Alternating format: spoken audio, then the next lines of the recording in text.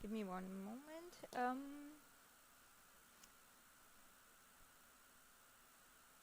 Okay,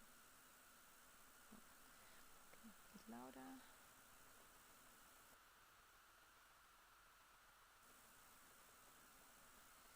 Okay. So.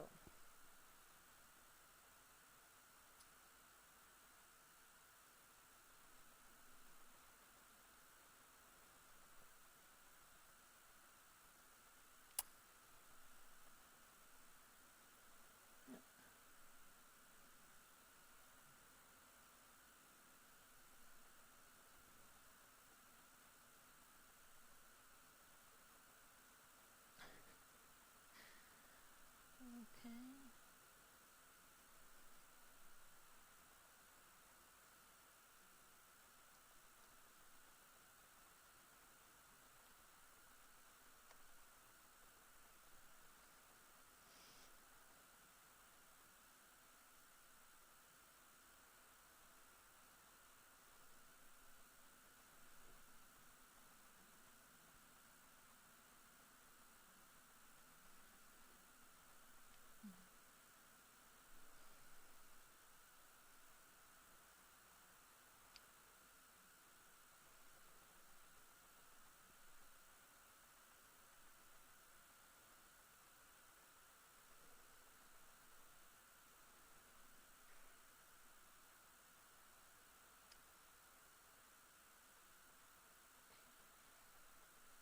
Sorry for that. It just take ages sometimes. So okay.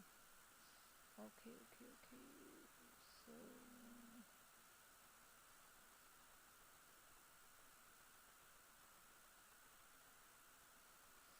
Okay.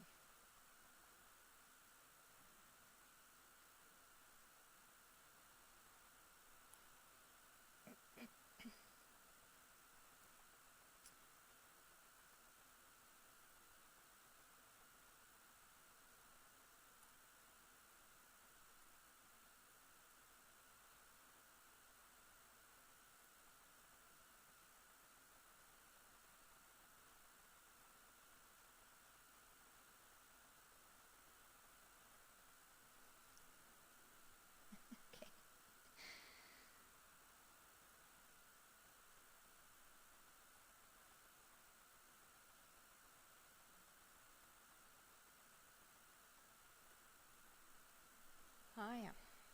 Okay. That's a bit weird. Okay, let's do it like this. Okay. So yeah, let's do it like this. So sorry for the delay. Okay, as I said, today it's the last lecture on location analysis, and okay, at least this helps and works. So basically, we will talk about healthcare facility location, where to locate buildings itself, and then on second topic is the ambulance location, where we want to have a base for ambulances, and where to locate, and the number of ambulances. So we have different types of facilities we can look at. So we could have to locate community health clinics. This is typical in Germany. For instance, primary care practices, GPs in UK, or family doctors in US. That is the first entry point for patients, and then you can be transferred to other more specialized facilities. Then the private and public hospitals, but also specialized clinics, heart disease, cancer treatment centers, and so on. Then our focus will be on a district network location problem. So we remember graph theory from last time, where we have a network of nodes and connections, edges. And it's related to public facility location. So it's publicly funded, at least in Germany. Okay, so it's part of the national healthcare system, where to locate such facilities. And the challenge, of course, we have scarce resources. We don't have that financial support, not that it's not unlimited, and we have to consider that in rural areas the density of population is scarce, and that makes no sense to open their highly sophisticated hospital because there are not that many patients that could visit these facilities. And we have different stakeholders we have to take into account. I mean, you can say other industries have also different stakeholders in energy system or finance, whatever. Yeah, that's true, but in healthcare it's really very unique because you have a bunch of absolutely different stakeholders with conflicting interests. We have the insurance companies, we have the regulators, we have the national bodies, decision makers, patient themselves, staff, and so on. So here we have health consumers, of course, our patients. For them, travel time is important, travel costs, quality of service they can get, the comfort also, but also the convenience of the facility. You would like to be in a nice atmosphere, but also the waiting time. So how long is the waiting list? The cost of service, are you privately insured, for instance? Then on the other hand, we have healthcare providers. For them, it's obviously important how high the setup costs are, operating costs, but also trial costs for staff and availability of facilities. And then a third part is, this is not absolute complete, but these are relevant for our problem, the public community. What is the equity in access among different districts, okay? Workload, also equity for healthcare staff.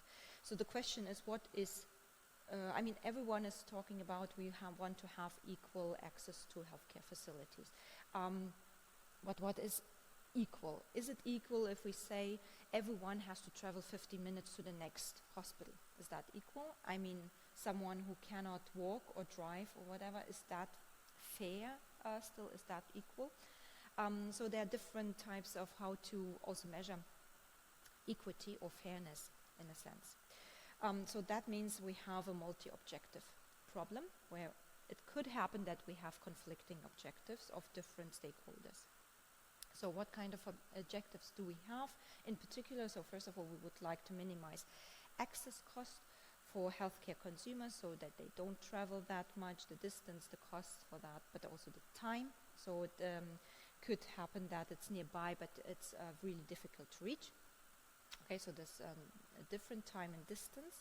Okay, and then also the population side of the district. If it's a rural area, it might be that it's more costly for them to go for a hospital. And then on the other hand, we could maximize the population that have access to a health facility. That means we would like to maximize the covered demand because we assume the population in the district has access only if it can be assigned to a facility with a predetermined maximum distance. What does it mean? So for instance, we say from the governmental perspective, they say a hospital cannot be far away than 10 kilometers. Okay. So, and if the population, if you live outside some kind of city, if you live outside Karlsruhe, then it could happen that you need to travel longer than 10 kilometers. So that means you are not covered then by this hospital. Okay. So that means we would like to cover every demand point, also those who are not living in a city, for instance. And then again, this maximizing equity. So what does it mean? We could define it as to minimize. Can I, by the way? I'm out, so I don't have a pointer. This is really weird. Okay, so I will work with that. You have to either to minimize the maximum travel distance of patients, okay, or to minimize deviations from a standard distance. So as I said, 10 kilometers. So what you don't want to have is that some of them have to travel 20 kilometers and the others 3 kilometers. So that is, so might be unfair, right? And also to minimize standard deviation of the distribution of the allocated population to a healthcare facility. Okay, so that means that not one hospital has to take all the patients and another hospital they don't have so many, although they might be as large as the one hospital. So it should be equally distributed among the hospitals. Okay, then we have the healthcare facility location as a P-median problem. This is a very classical problem. Okay, I think it's 60 years maybe. I'm not sure, but it's a really old optimization problem in location analysis. So we have to locate P facilities within a network consisting of nodes and arcs, and then the potential locations for the facilities and population to serve are given in this kind of network. So we want to minimize or to equally distribute the hospitals, the P facilities within the network so that everyone can reach these facilities. And the objective is to minimize some kind of demand-weighted cost of access, so either measured by the distance or the time that the patients have to travel. Okay, then we have two types of decision variables. Xij is one, if the population in district J is served from the facility at location I, 0 otherwise, and yi is simply 1 if the facility is open at location 1, I, 0 otherwise. Okay, so we want to know, can we serve the districts? Can we serve the population from different districts? Okay, and this is a very classical and very simple model. Healthcare facility as this P median. So the objective is to minimize the demand-weighted costs. So here is the distance between location I and district J, maybe measured by the distance kilometers or the travel time, and Xij. So if the population in district J is served by or can be served by I. So the first, it's really bad that I don't have a pointer. But okay. So that means the first constraint is that you can only open as many hospitals as assigned before. So P is the total number of facilities to be open. So someone is coming to you, the government for instance, and say, you are allowed to open 3 hospitals in Karlsruhe. Okay, so then that means you cannot open more than that, but also you cannot open less than 3 hospitals. The next constraint group is that each demand district is only served by 1 hospital. So that means if we consider whatever, Weststadt, Oststadt, Südstadt, something like this. So the Weststadt can only be served by 1 of these hospitals. So he's not cannot go to one in Weststadt and one in Oststadt. This is not possible. Okay, and of course the last one is that if we don't open a hospital in node I, then we cannot assign any patient to this hospital. Okay, so Xij is smaller or equal to Yi. On the other hand, if we open a hospital in at node I, that doesn't necessarily mean that we also assign the demand node J to it. Okay, so the left-hand side could still be 0. Okay. Okay, however, we have to take capacity into account. So let's say it's a small hospital with 100 beds. Then, of course, we cannot admit more patients than the number of beds available. Okay, so this is some kind of capacity that is given because this is a small hospital. Would you say that's an appropriate constraint? Would you say that it covers some kind of realistic assumptions? So is that enough, let's say, to say, okay, we cannot admit more than 100 patients because we have a small hospital? Or the other way around, we have a bigger one, 500 beds. We cannot assign more than that. Is that enough to consider? So we cannot assign more than or admit more than 500 patients. Is that a realistic constraint? Mm-hmm.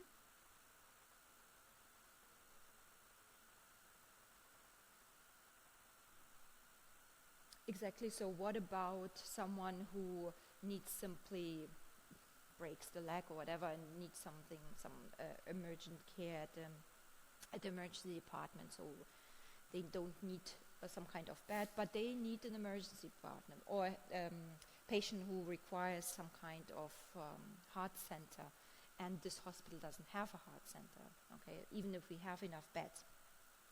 So this is why we can also model capacity restriction in a different way, considering resources per service. So we have, for instance, the set of resource types that could be the number of physicians, the number of doctors, the number of beds, the number of medication, type of medication or medical equipment. Okay, and set of service types. It's a heart center. Is it a university hospital that covers many different specialties and so on? Okay, so the first constraint group simply says, so on the right hand side we have the W, so the amount of resource arm in location I. So if we still think about beds, then we don't have more than 500 beds.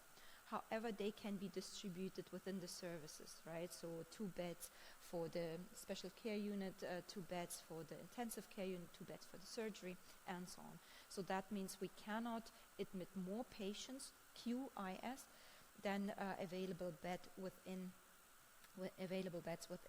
the entire hospital.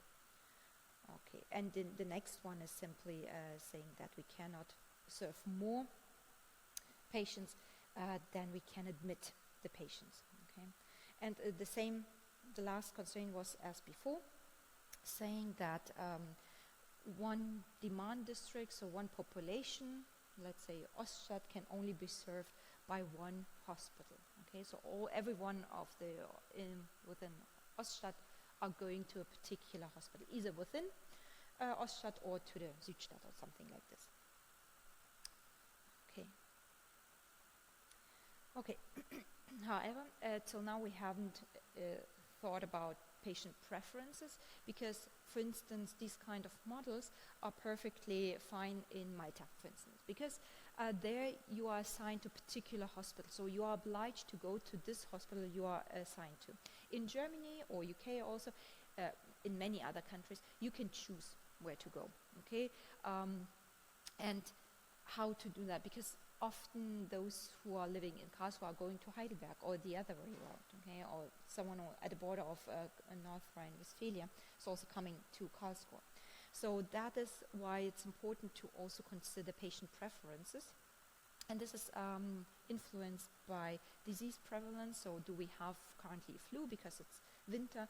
What kind of insurance coverage do they have? Is it a rather privately insured population or publicly insured? Also demographics, the age, gender, and something like this. And again, the accessibility of facilities. There's a C missing. Okay, and then what is crucial is a better understanding is needed of the patient behavior and preferences to estimate the actual demand. Because why is Amazon so successful? It's not because they can predict the demand for the next month. No, they understand their customers. They absolutely understand what they want, what they need, even before the customers know themselves.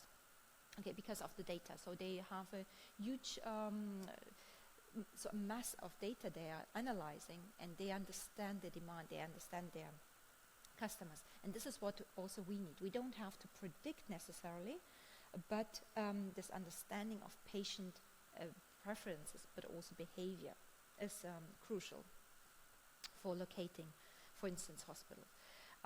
And patient preference could be, of course, influenced by distance. This is, by the way, not the case in UK. So there were some studies where they could show that they travel rather longer distance, but they have their favorite hospital. They always go to this particular hospital. It doesn't matter if the next one is much nearer. They like their own hospital. So distance might be a preference factor, might be not. And also the waiting times. If I have some kind of pain in my hip and I cannot get an appointment for hip surgery, okay, then it might be that I go to a nearer hospital or some hospital that could treat me faster. And the type of facilities. Is it a specialized one? Is it has a good reference, and so on. Okay. How can we model that? So first of all, we can patient patronize each facility with a certain probability. Okay, so that means with a particular probability, the patient will go to this hospital or to the other one, and also the first choice given by an optimization model that we could choose. Okay.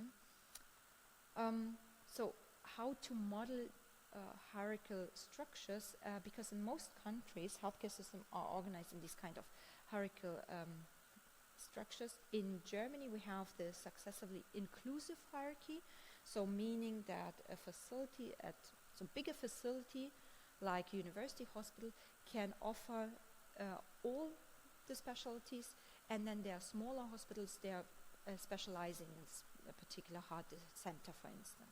Okay, or the other way around, we have a small hospital focusing on heart or cardiological interventions, and then we have larger hospitals that also include heart centers.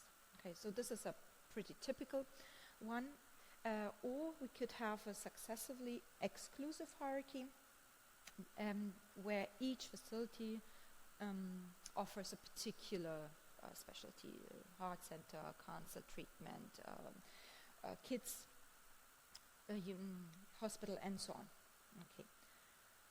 And because we have that, so in many countries we have successfully inclusive hierarchy, we could also model that. So the objective function is again the demand and cost weighted objective function. So it depends the distance they have to bridge, but also the demand at node J. The second one is, as before, we can only assign one demand node to one hospital at maximum. Then the third one is that if on the right hand side, if we have a 1, so that means if we can assign the demand node J to a hospital in node I, because it's a heart center, then on the left hand side there should be also 1. So it's forced to open also in heart center in AI. Okay. Is that constraint group clear? Okay. So if we want, because we have elderly people or something like this, so and they might have a higher risk for heart attacks, and we need a heart center nearby. If we want to have an X that is 1, then we have to open a heart center in this location. This is the last, by the way, can I see that one? Okay, at least that one. So you can see here, okay, the last one, XIIS. So it's 1 if district I is assigned to itself. It means that the health center is built there. Okay. Or the other way around, if we don't open there a heart center, so XIIS is 0, then we cannot assign some demand nodes to this one. Okay, so on the right hand side is also 0, so it's both sided. Okay. And then the next one, so this one here, this constraint, saying that, and this is the inclusive part here. Okay, so let's assume we have K1 is a small hospital, K2 is a large hospital. Then for a small hospital, I lose it every time. So if it's a small hospital, okay, 1, okay, so that means over here we have to open at least a small hospital or larger one. That's fine. So let's assume for small hospital we should open 2 small hospitals and 1 large hospital. Okay, that means that here for small hospital we can open either 2 small ones or also a large one, because the large one also covers the small services. Okay, so this is this one. This one is the inclusive part here. Okay, so a larger hospital offers the same as the small hospital, Well, the small hospital only offers specialized treatment. Okay. Okay. Questions so far? Okay. Then an example maybe. So we have 3 districts, let's say Weststadt, Südstadt, Oststadt in Karlsruhe. We have 2 service levels, K1 and 2, so one is small hospital, 2 is a large hospital, and we want to open a small one and a large hospital. Then the demand for each location is given, so this is the demand for a small hospital, and this is the demand for a large hospital, okay? So for the Weststadt we have a demand for a small hospital of 4, for Südstadt 3, and for Oststadt 2, okay? And the same for the large hospital. Okay, and then we have the distance matrix, so they have to walk 1 kilometer or drive 1 kilometer from the first location to the second, and from the 2 kilometers from the first district to the second location. Okay, so it's symmetric, okay, that means also the other way around. Okay, so here you can see that we have these 3 districts, 1, 2, and 3. We can open at each node a hospital, and here's the demand given. So this is the demand for a small hospital, this is for a large hospital. Here is the same for the second district and for the third district. Okay, and so demand is given here, and the solution will be based on this demand, that we open a large hospital at node 1 in Weststadt, for instance, and we open a small hospital in Südstadt. Okay, that means if we open a facility at level 2, a large one at location 1, that means that X112, so the first district is covered by the first district, and this is a large hospital, so this is 1. And X111 is also 1. Why? Why do we have here? Why do we have here 1? So why is X111? So the first one is the demand node, the second one is the location of the hospital. So this is the Weststadt. So we opened a large hospital in the Weststadt. Okay.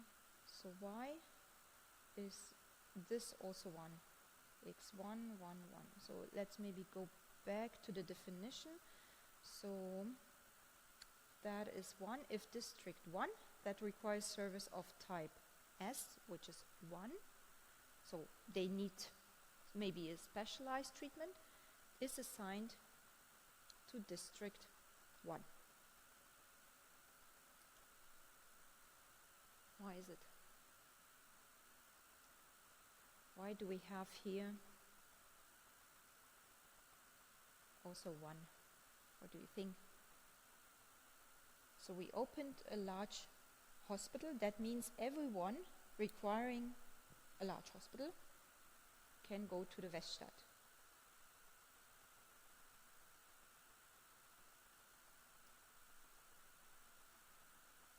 Why is then those who requiring a small hospital?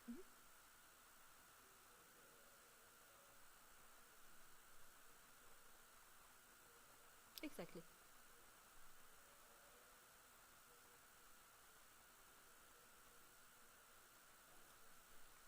Yeah, absolutely. Exactly. So that means simply that we have those who require smaller hospital, specialized hospital, can also are also treated by this large hospital. Okay, and one hospital of of the smaller size is located at Südstadt, let's say.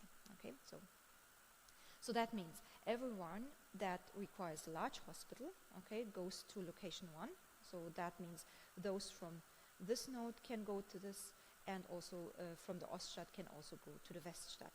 Okay, and everyone requiring the smaller, the specialized, the smaller. Oh man, the smaller one. They are either going to the same one, or the third one to the Oststadt are going to the Südstadt. Okay, for the smaller hospital. Okay. So that means those living in Oststadt, they have to travel either to the Südstadt for smaller treatment or for larger treatment to the Weststadt. Okay, overall then we have costs of 7. So this is demand-weighted distance, right? Okay. Okay. Of course, we could also model some kind of dynamic aspect, because we know that building a hospital is a strategic one, right? It should stay there for years or centuries, okay? But there could be some kind of changes in relevant parameters, for instance, seasonal effects. So when we have a flu, if we have a pandemic, tourists are coming in the summer term and so on. Then we have changes in service offered and also changes in facilities open, because a private hospital has opened just nearby. That could change our demand for our services. We have to take this into account. So that means we could have a multi-period model where we also have to take maybe the changes in the demand over years into account, which makes the entire problem more difficult to solve, obviously. Okay, and then we have these kind of examples. So the strategic level, of course, we could open hospitals, care centers, some kind of GPs, but also ambulance bases, where we want to open, for instance, a fire base. Then decisions at the tactical level, which are done per year. Ambulances, so how many ambulances do we want to assign to these kind of bases, or some kind of rental location. These are mobile hospitals, vehicles that could drive and, for instance, reach rural areas if needed. And then we have some kind of locations that have to be changed throughout the day. For instance, some kind of mobile facilities or the locations of ambulances. If we know that some kind of event is taking place that could be or could lead to some kind of mass casualties, like the, what did we have? Taylor Swift? No, I think she will come, right? So I think she wasn't here, right? Some Taylor Swift? Any Swifties? No? Okay. So all what maybe a more actual or more urgent also example, the soccer European Championship. So if we know that in Stuttgart is taking place a match between, who was it? Was England against, where there were some kind of riots? Did you watch soccer? Come on, guys. England versus, who was it? Spain? Was it Spain? No, I think not. I think there were no riots, but there were some kind of riots. I don't know where it was, but somewhere in Germany, because they hate each other. I'm really disappointed. So I think I will put that in an exam. You should find it out. So, but this was just an example for if you know there could be some kind of difficult situation, you can locate the ambulances nearby. So because you expect, I mean, you don't obviously, but they did their homework and they know who hate each other, right? So yeah, but this can be organized on a daily basis. Okay, so and this is somehow a repetition, because Sven already told about some ambulance services the last time.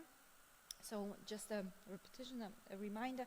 So this is a type of emergency service to provide out of hospital care. So this is the on-site care that for patients that need medical instant care. Okay, there is some kind of medical conditions that require instant intervention, and we differentiate between two approaches. So either we would like to plan just the on-site care. Okay, so this is a pre-hospital, so there's no hospital involved. So we focus only on the pre-hospital care, so how to go there, how to treat the patient, and so on. Because sometimes the treatment on site is enough and the patient can go home stabilized. Or we could also plan the entire emergency services from leaving the, let's say, the base, the ambulance base, going to the on-site to the patient, and also coming back with the patient to the hospital, and then also within the hospital, what are the first steps within. Okay, and then we have two differentiation. We could have a stay and play, which is a bit sarcastic term, but okay. So where the treatment starts at the scene, and that means we have paramedics and doctors in the ambulances. They can provide wider care. Okay, so they are coming, and the emergency doctors already in the ambulance and could try to rescue the patient instantly. Okay, so we treat the patient at the scene, or a rendezvous system where they arrive separately. So we have the ambulances with paramedics, and then we have emergency doctors who are called in if required. Okay, either the paramedics can do something, or they call a doctor, and they arrive because they are on duty in a hospital. They are located in a hospital, and if necessary, the doctor is coming to the site to help. Okay, so the patient is first of all transported then to the hospital afterwards.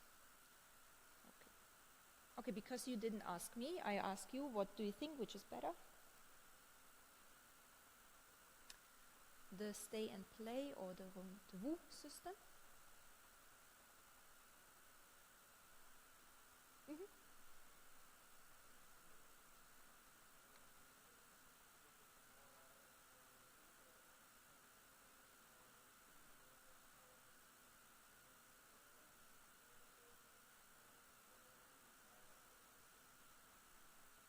Exactly. So it's always this answer. It depends, right? Yeah, absolutely correct. So even experts don't really know which one is better. They all have the advantages and disadvantages. For instance, stay and play. Of course, the patient gets much faster treatment of expert. However, sometimes emergency doctor is not needed, but then another accident happens and he's not there. Then, okay, so the sources are limited and already used, okay, although not really necessary.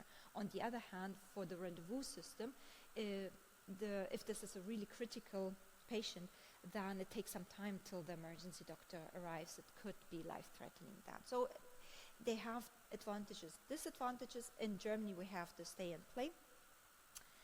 And for Germany case that we have both responsibilities. So ambulances are going to treat the emergency patients on site, but also have this kind of transport of patients to the hospital. So if you call and you are not a very critical patient, and you call this 116, 117, and you say you cannot breathe that easily, something like this.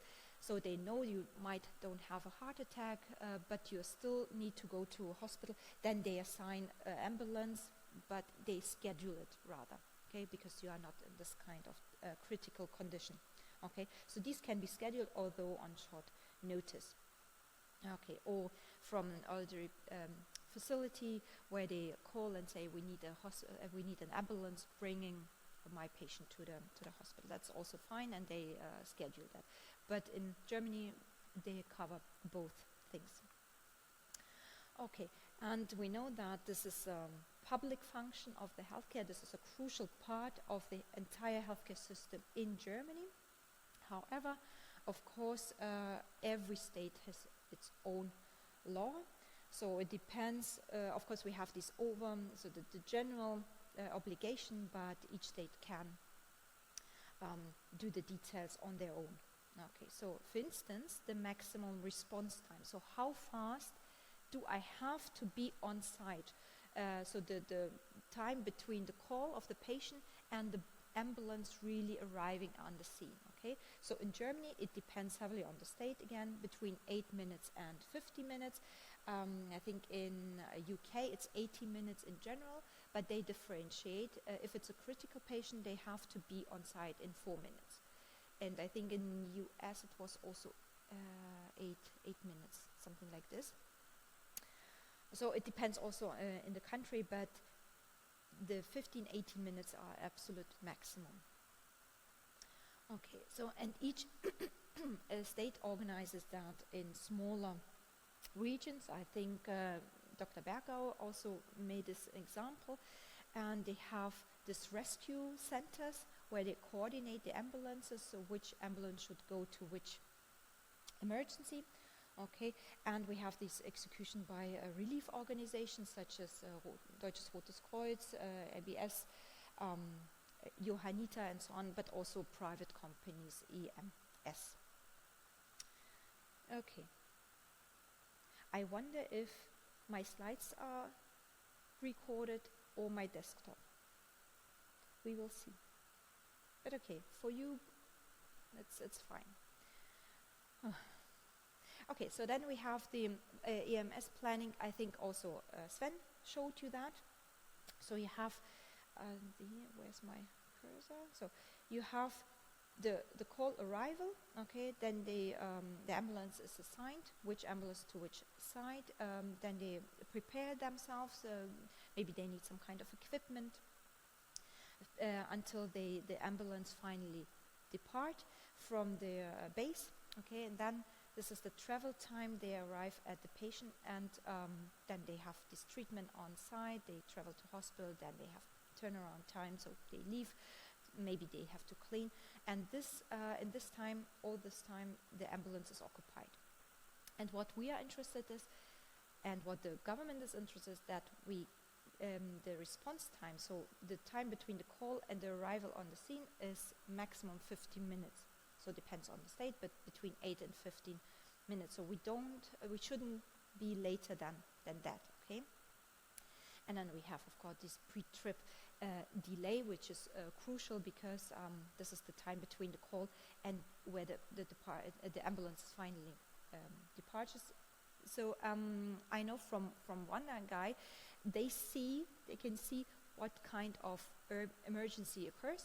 So either they finish their sandwich and then going to the ambulance, or if it's really a heart attack, whatever, they just drop everything and run to the ambulance. So this is the pre-trip delay. So sometimes they have some kind of opportunities to be either relaxed or to be really on time and do it as fast as possible. And I would like to show you just how it looks like, because it's a pretty straightforward process, and on the slide it looks really cool and clean and something like this. So I would like to show you how it is done in practice, if I can manage that. It's an example from the Singapore case, but it's very similar to what happens also here.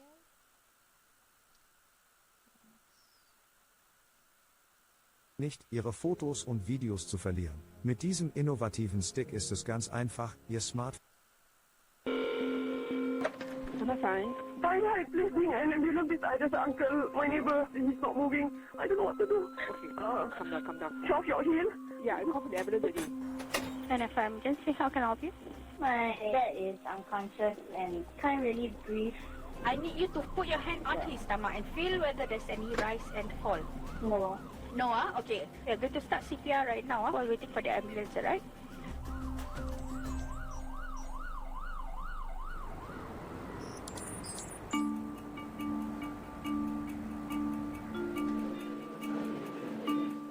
So that means got CPR being done already. Someone being done. This underground facility in the heart of Ubi is where hundreds of 995 medical emergency calls are answered each day. You mentioned that she's unconscious, right? Can you help me to check on her breathing? I confirm your address again. So you need. You're with your patient now? Okay, can I send help already? Yeah, understand, huh? The lines are manned 24/7 by staff working in 12-hour shifts, including nurses, civilians, and national servicemen. Any form of bleeding or vomiting blood? No, huh? Okay, I need you to listen to me so that you can help the child, okay? Is he very breathless? They triage cases using an advanced medical protocol system. Okay, I'm getting you help down there, but I got a few more questions to ask you about the patient, yeah? The most urgent questions that we ask right at the beginning of most calls is whether the person is conscious, whether the person is breathing normally. If they were not conscious and not breathing, that would identify cardiac arrest, and I would immediately dispatch the ambulance. Meldung zu Herzen gehen. Hi, ich bin Doc Sebastian und ich erkläre euch heute, was hinter einer Herzmuskel... 905 emergency, hello. Staff Sergeant Zaki gets a call from a hotel. Hello, sir. A male, about year old, unconscious, sir. A guest is showing symptoms of cardiac arrest. Do you have anyone with a contact number down there? The case is put through immediately to ambulance dispatcher, Warrant Officer Ramli. Cardiac arrest at... Receiver, thank you. We dispatch one ambulance from a nearby fire station.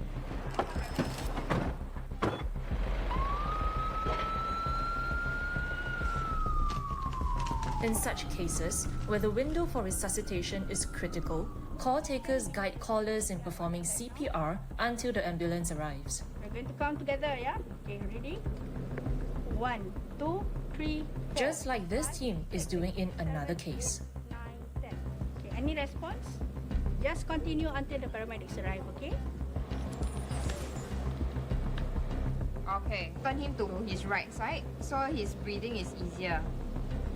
This emergency video system lets call takers view the scene through the caller's phone. Just wait for my ambulance first. They're already on the way. Don't worry, don't worry. Over at the hotel, the ambulance has arrived. They find the hotel staff performing CPR on the guest. Continue, don't stop. Paramedic Kenneth takes over. Very adrenaline. So relatives saw him on the floor, then called the wife over. Then at about 8 a.m. then they came in and then they called for ambulance. Is there any breathing on him? No. No. No. 1, 2, 3. Okay, go. In numerous medical emergencies, time is actually a critical factor for us. Okay, let's keep back. But in the event of a cardiac arrest, when a patient collapses and lost consciousness without heartbeat, every minute without any intervention done decreases the chances of survival by 10% and irreversible brain damage after 10 minutes. As the ambulance crew continues to try to restart his heart with shots of adrenaline, Alpha 1, kindly stand by on Hotel 1 for male. The room, case of cardiac arrest. Over. Standing by now. Hotel 1, kindly stand by for case of cardiac arrest. Male years old. ETA is 6 minutes. Hotel 1, Roger. at the Singapore General Hospital, emergency care staff are preparing a resuscitation bay ahead of the patient's arrival.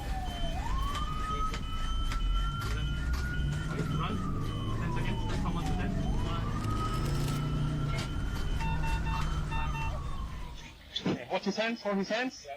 In the case of a cardiac arrest, if the patient is coming from SCDF and brought by ambulance, they will be able to bypass the normal triage process at the emergency department and go straight into the resuscitation room.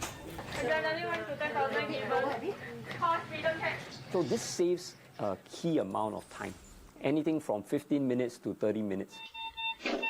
Found patient lying in a hotel room. They're not sure. Then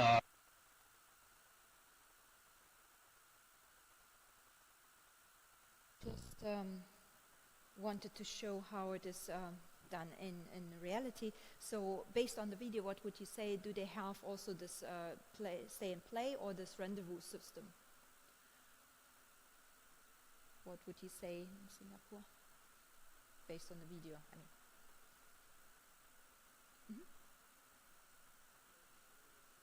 Exactly.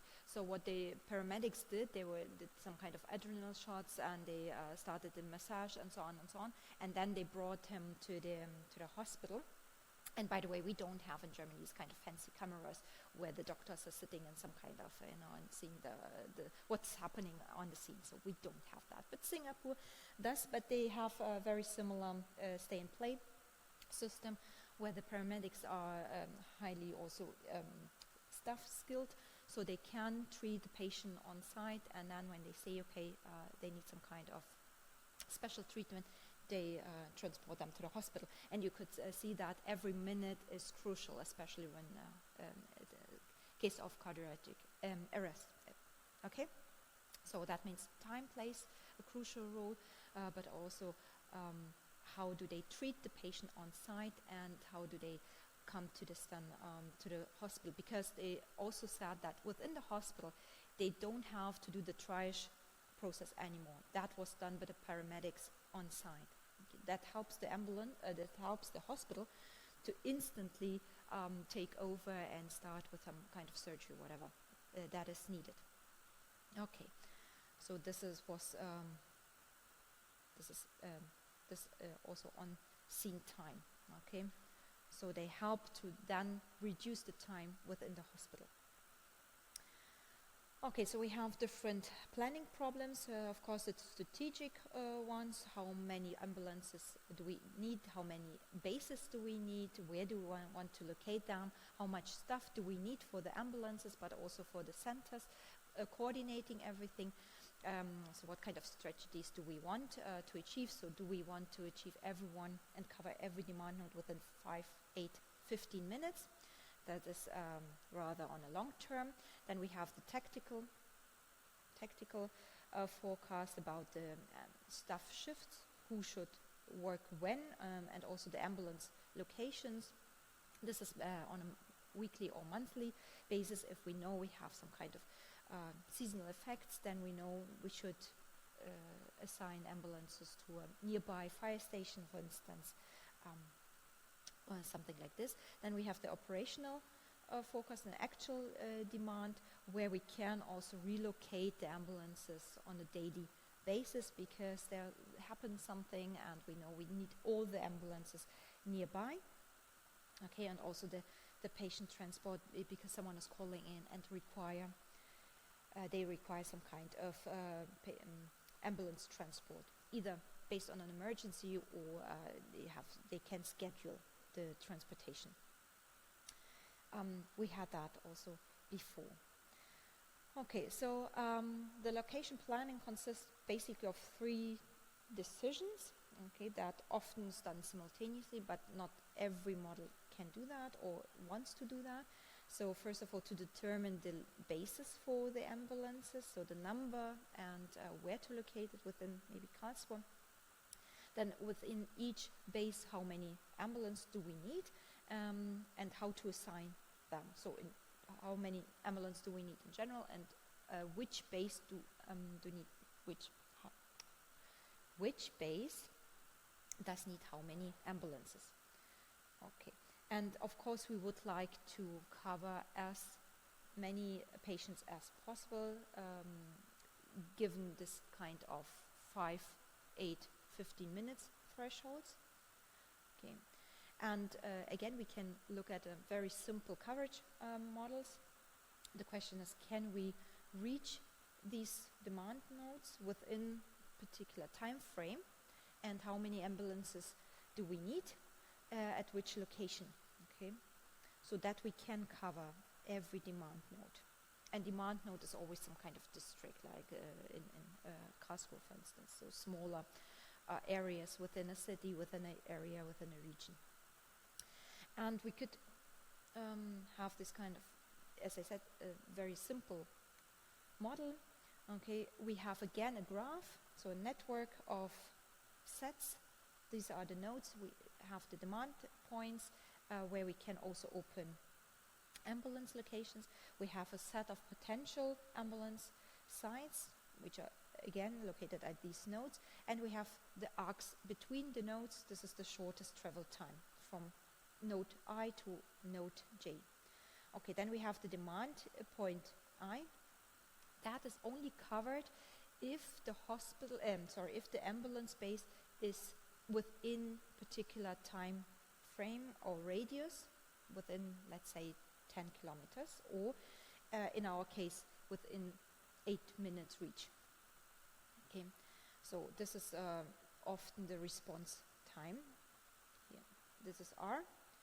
Okay, and then we have WI, so this is the set of locations where we could cover the demand, okay, because it's within the radius. Okay, so by the way, does it work?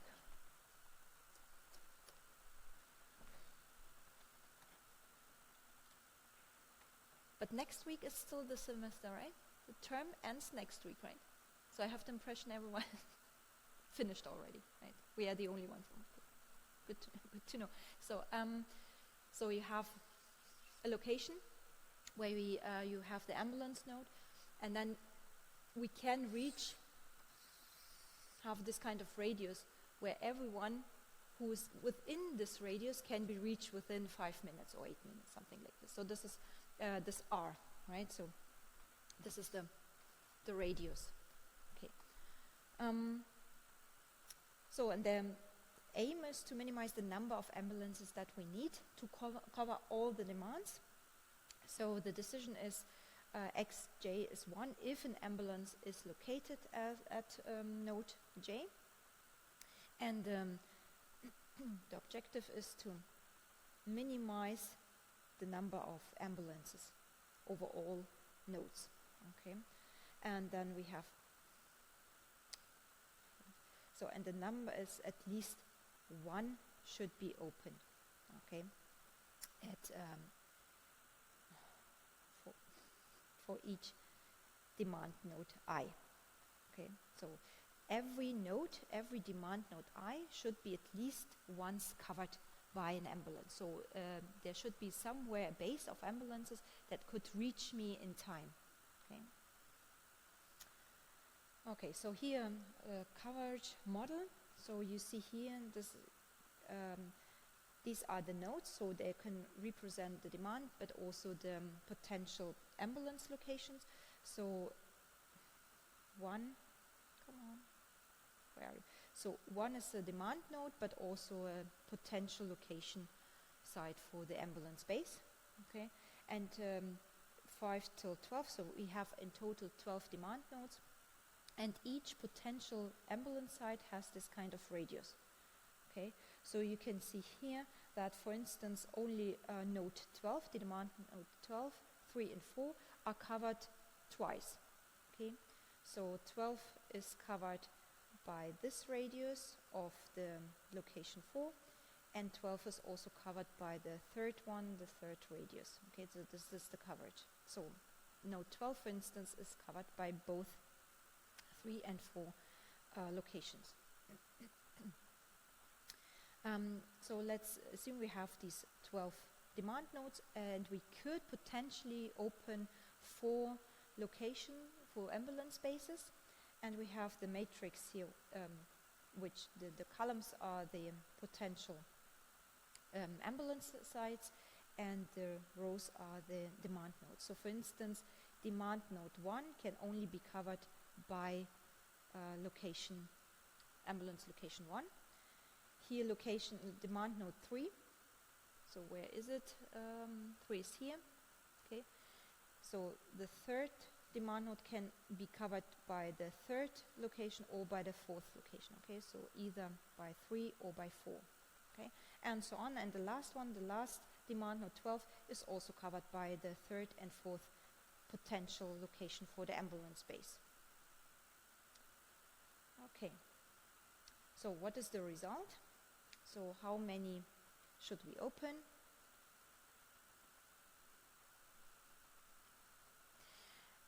That means if we have this optimization model, then we should also open 4 ambulance bases in order to cover all the demand nodes, at least once. Okay? But it's fine if it's also covered twice, like the 12th demand node. Okay, so the problem. Yeah, please.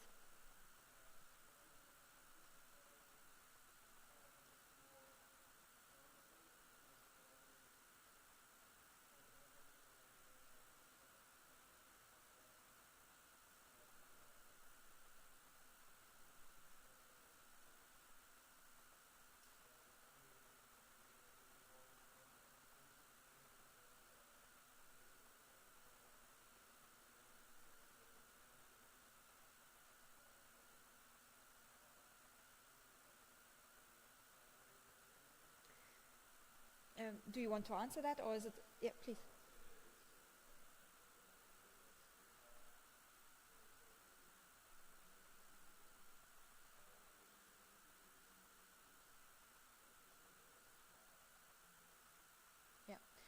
Exactly. So you're absolutely right. This kind of data that we need is, of course, difficult to obtain.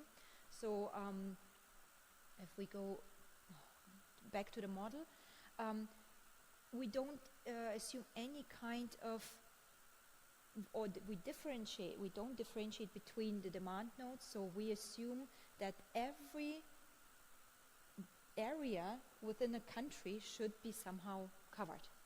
So there should be always ambulance, even if it's a rural area, not a really dense population, but still we need some kind of ambulance that could reach it at least in 15 minutes.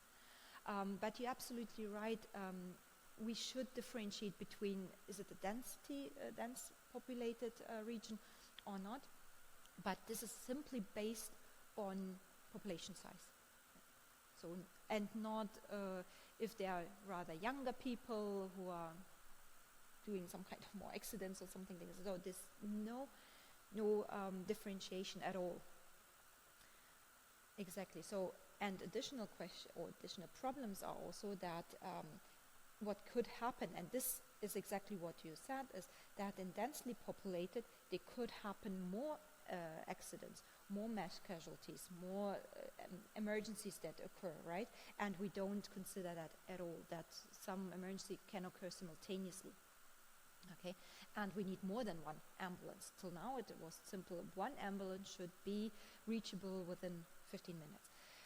So this is the one thing, and the other one that also ambulance could be busy, right? They could be occupied, because we saw that before this call until the patient is transferred to the hospital, it's occupied. It cannot go to another emergency, and this is absolutely neglected here. Therefore, there was as well a very, very old model, which is still standard, and these old models are some kind of basis for future developments, and they are still under, so there are improvements of these basic models, but I think this is necessary to understand the basic ones before going into a more sophisticated models. And this is a double standard model, DSM. So you have two types of radian. Okay, so radia. So you have, again, this, let's say, 8-minute radius, and then you have, each one has a second one. So this is the R1, and this is R2, right? So this is within 8 minutes reach, and this is within 15 minutes reach. So we have to differentiate. Is that maybe a more critical patient, and we should arrive there faster? Or is it still an emergency, but we can, it's not life-threatening, we can still be there in 15 minutes. Okay. However, we want to be sure that all the demand is covered, at least by this 15 minutes radius, but a particular proportion of the population alpha we would like to have within the 18 minutes time. Okay, so let's assume, I don't know, we have 20 demand nodes, and we want to we want to have 25% of these demand nodes we want to reach within 8 minutes. Okay, so it's we know we have to assign that such that 5 demand nodes are here within 8 minutes, and everything else, the other 15 nodes are still within radius 2. Okay, reachable within 15 minutes. So 25% is within 8 minutes reach, everything else is at least within 15 minutes reach. But every demand node should be covered in some sense. Okay, the number of ambulances is fixed, and the notation is now the following. So we differentiate between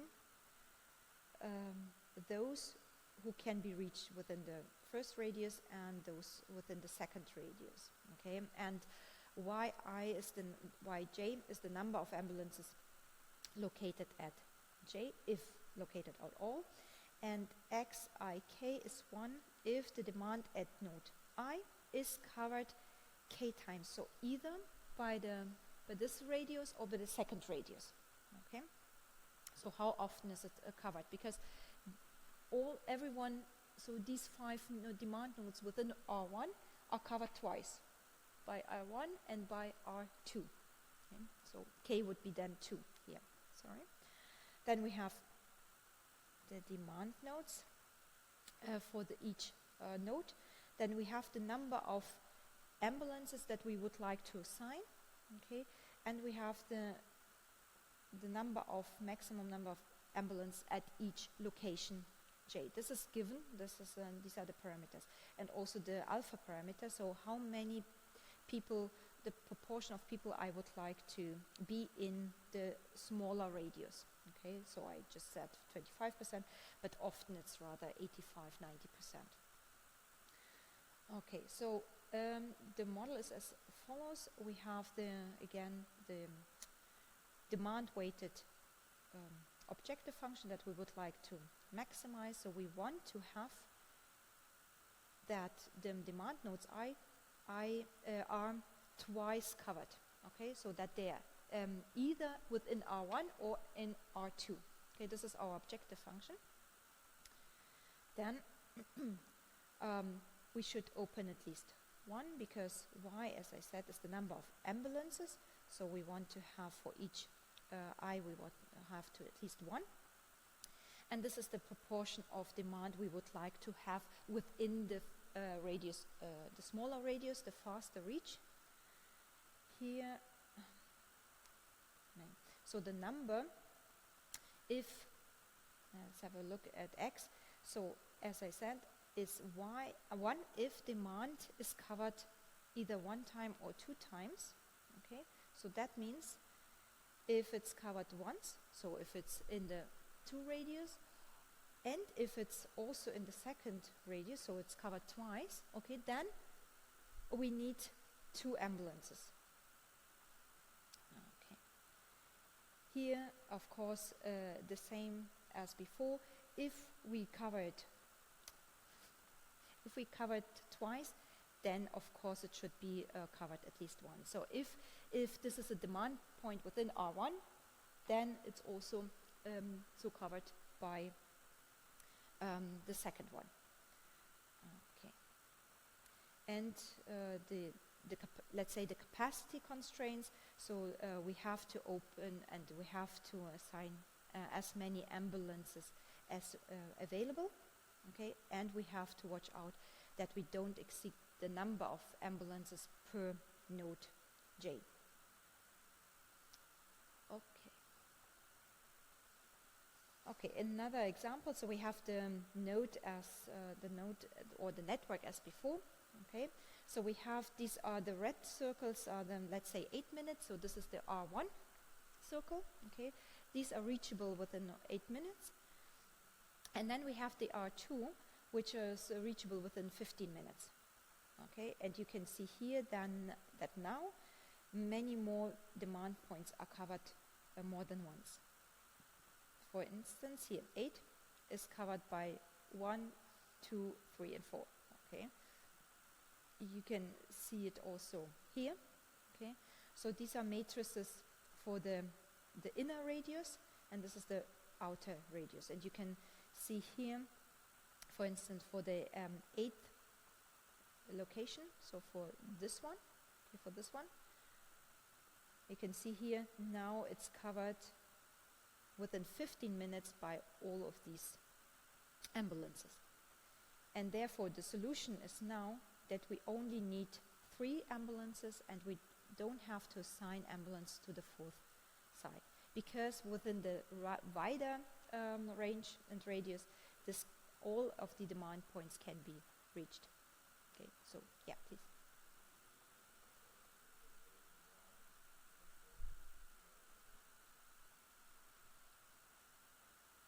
The 1 to which one? But, so that would mean that is the 8th or the 5th. So because you don't you cannot move the node itself, right? So you have nodes that are fixed. Okay, so you are not allowed to remove the locations, the nodes itself. But I absolutely understand your point. So this is a pre-study, right, of the governmental things that they should say where to put and where are the potential locations. And then afterwards it's fixed. We cannot change that anymore. But good point. Okay, other problems, again, when we have more than one emergency within radius 1, that it cannot be covered. And again, we don't consider the ambulance can be busy. Okay, therefore we have a maximum covering location problem. So if P ambulances are available and we know the demand of the nodes, then we should understand where to locate the ambulances to maximize the covered demand. So this notation is pretty as before. Y1 is if the node I is covered by at least one ambulance. So this is, we are addressing the first problem, that one, if we have more emergencies. Okay, and XI is the number of vehicles, the number of ambulances in J. Okay, and it's pretty similar as before. However, we want to assign, okay, at least the number, here, we want to assign at least once that demand point is covered. Okay, so we have the right-hand side that we want to have it at least once. And we also have to consider the capacity constraints. So we cannot assign more ambulances that are available. Okay, again, an example. So it's as before, and we should now assign 3 ambulances. And the solution is as before. Again, we don't need a 4th ambulance location over here.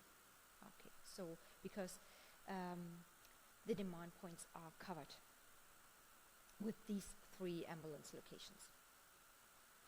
Okay, we have still the problem that we don't, or we neglect the busyness of the ambulances, right? Because if an ambulance is not available, then it's busy and we cannot assign this ambulance to another demand point. That means demand could be uncovered, and therefore we need some kind of stochastic approaches.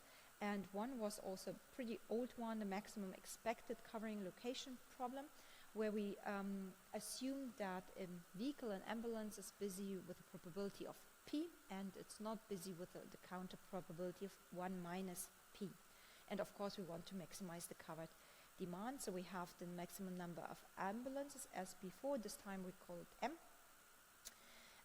Then we have alpha if an ambulance at I covers demand at node K, otherwise it's 0. Then we have the demand at the nodes, we have the number of demand nodes, so it's actually a set of nodes.